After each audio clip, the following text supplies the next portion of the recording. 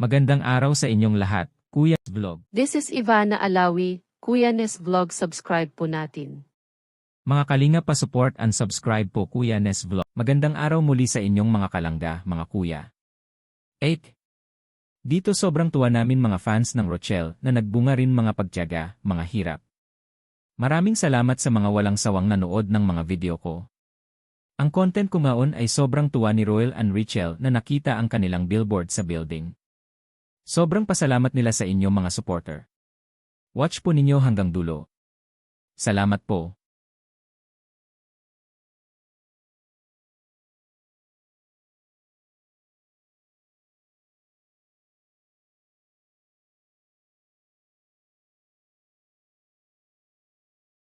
Wow!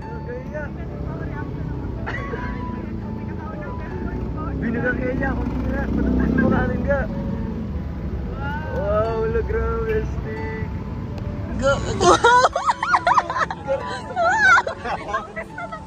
Dito minamasdan nila ng malapitan ang nakalagay sa billboard. Mukha po nila ang nandoon. Di mapalagay ang dalawa sa tuwa. Masdan po ninyo. Titig na titig si Richelle sa billboard. Wow na wow daw. Pati si Royal tuwang-tuwa rin. Pati mga kasama nila. Iyan na po. Ang reaksyon ng Rochelle ay makikita mo hindi sila nagsalita ng mga bagay-bagay. Unang gusto ng fans nakaapak pa rin sa lupa ang Rochelle.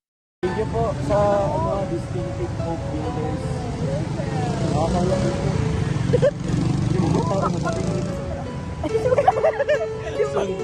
Soon dyan sa malaki.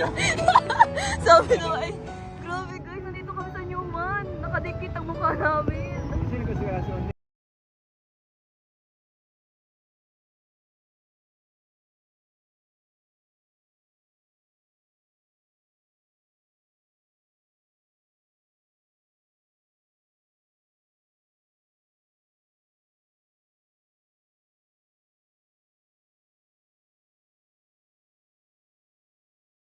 Kami lang po yung naka-billboard dyan, kung makikita nyo guys.